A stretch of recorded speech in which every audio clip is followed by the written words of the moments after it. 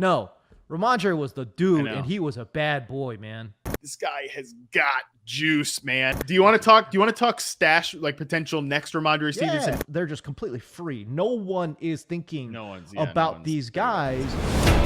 Look at the release. There's your separation. Great route. Stutter and go. Gets by clean. That is unbelievable. Maybe the greatest catch I've ever seen. And then how about Rhamondre Stevenson doing what he did? It's like, yo, this dude didn't practice all week long, man. Harmon. I know. He had a concussion all week. He's taken on one of the best. We've highlighted it at length on this podcast. Cleveland's got a baller-ass run defense, and I'm thinking, yo, I don't even know if you could play Rhamondre. You know, it's like he didn't practice all week.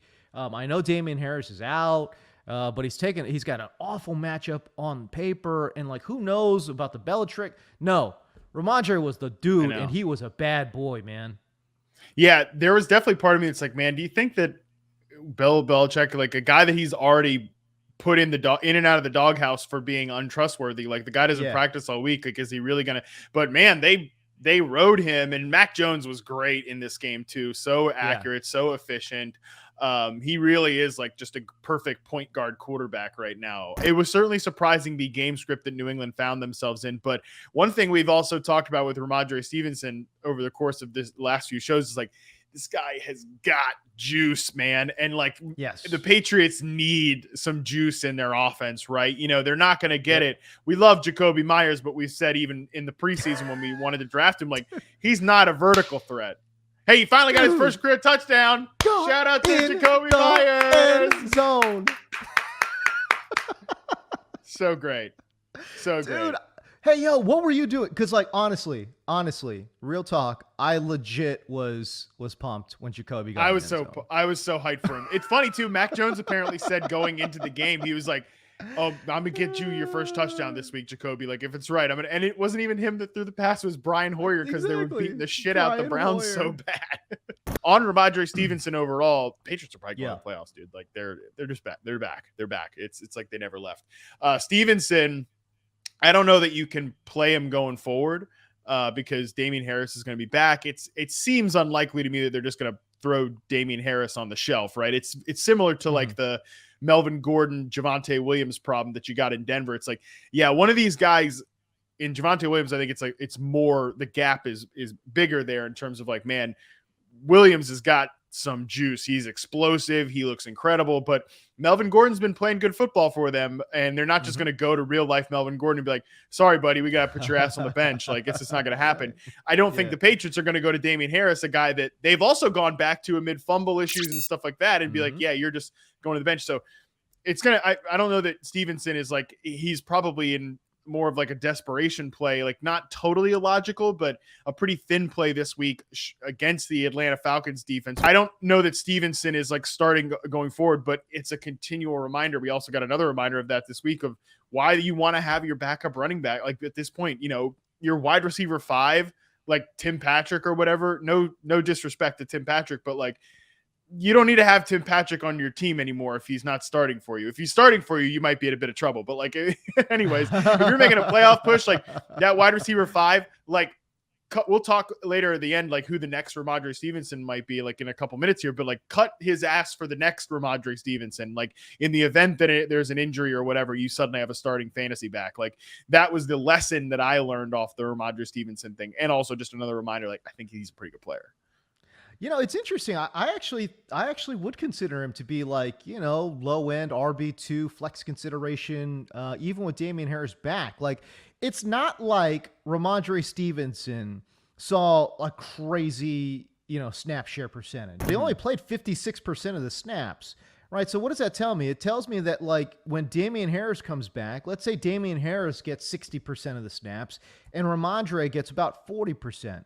In a more competitive game, I think Rhamondre could see some passing work out of the backfield, which I think obviously adds a lot to his potential PPR upside. So I'm actually intrigued. I think even with Damian Harris back, I think Rhamondre does have a role, especially in PPR leagues.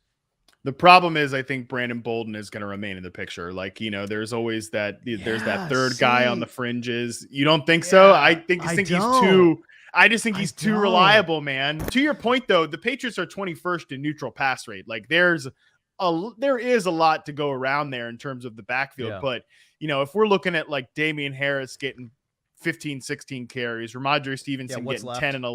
10 and 11, maybe in like a good game script. And this could be that type of game script. Like the Falcons are bad, man. Like, is there any team that's like better equipped to be, than the Patriots to go into a team like Atlanta and be like, hey, you have one guy, especially if Patterson misses this game, we've got one guy you got to worry about. And you're also making it a little too easy to take away Kyle Pitts because you line him up as like an X receiver.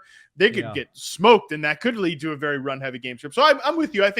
I'm not saying Stevenson is like done now, but I think that he's certainly not going to do what he did last week. Like, I don't think he's just going to take Damian Harris's job. Do you want to talk stash, like potential next Rhamondre Stevenson running back stash rankings, new feature on the site.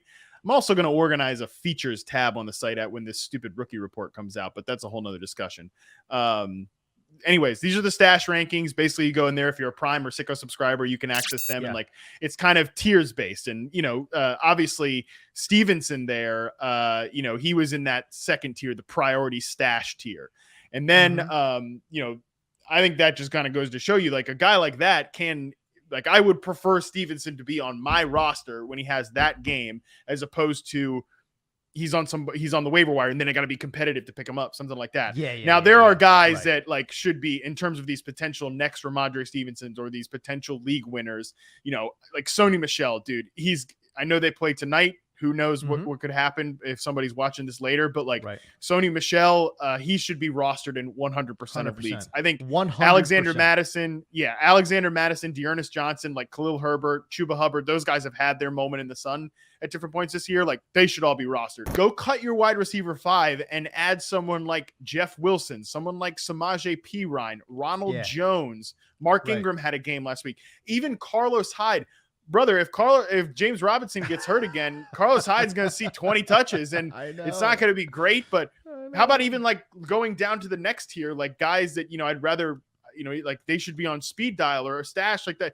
Marlon Mack, like maybe even Marlon Mack should be on the back end of your bench in case, like, God forbid, Jonathan Taylor gets hurt. There are just these guys like that could pop up. And would you be surprised if something happens to Darrell Henderson, a guy who has durability questions and this is the reason they brought in Sony Michel? Would you be surprised if something happened to Darrell Henderson and like Sony Michel is the number 1 or number 2 fantasy back in the month of December? I would be 0% surprised. It happens all the time. It happens all the time in fantasy. When we're talking about, hey, listen, cut your wide receiver 5, stash somebody. These guys are going to be free. You don't need to burn a waiver wire priority. You could wait till free agents run.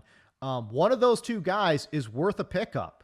You know what I mean? And this is not even a good waiver week anyways. Like, who's the big waiver wire pickup this week? Like, no one. No one. Stevenson's already on rosters. AJ Dillon was drafted, stuff like that. So no one's picking up the Titans back. I put Benny Snell as number 13 in the running back stash rankings. It's a great situation there. They like love to ride one back, but I don't know that they do that if it was just Benny Snell and Kalen Ballage there. But I put him in kind of the tier 3 of guys that should be on like waiver wire speed dial or like a deeper stash, basically. Below the Stevenson, Perine, Ronald Jones, Mark Ingram tier, but close to the top of the second tier. There are certainly a lot of guys out there. But the Pittsburgh one interests me a lot because, again, they're just completely free. No one is thinking about these guys, but it's crazy because if something were to happen, that next guy, in my opinion, sees like 70% of the snaps. Just to kind of make everything concise, Matt, give the people out there like 3 names that you're like, all right, make sure you stash these guys. I think, again, number 1 is Sony Michel. He is number 1 on the running back stash rankings on receptionperception.com. I think everybody else in my should be 100% rostered tier. Alexander Madison, Dearness Johnson, Khalil Herbert, and Chuba Hubbard, I think, are probably pretty close because they've all like had moments of starting this year. Sony Michel is the number 1 stash, I think, that isn't widely already on rosters. Right. Mm-hmm. Then I think if you're looking at the next tier down, I would prefer to like priority stash guys. I think it's Ronald Jones and Samaje Perine, because Jeff Wilson's pretty widely rostered because he was on IR spots, and Stevenson got picked up this week. So number 8, number 9 in stash rankings, Perine and Ronald Jones. I think Perine's a pretty good player, so he would be up there, and then Ronald Jones is up there as well, even though, like, God, I don't want to see Ronald Jones start a game. I feel so justified in Samaje Perine. Weren't we doing the NFL Fantasy Live podcast when I was talking about how much I loved Perine? Oh yeah. And it's crazy that the Oklahoma backs are together again. Perine and Mixon. I know, isn't that nuts? That's crazy. These guys are teammates from college, and now they're back together. It's crazy. Good stuff. But anyway, so I feel semi justified because I'm like, this guy. I was like, see, I told you he could play.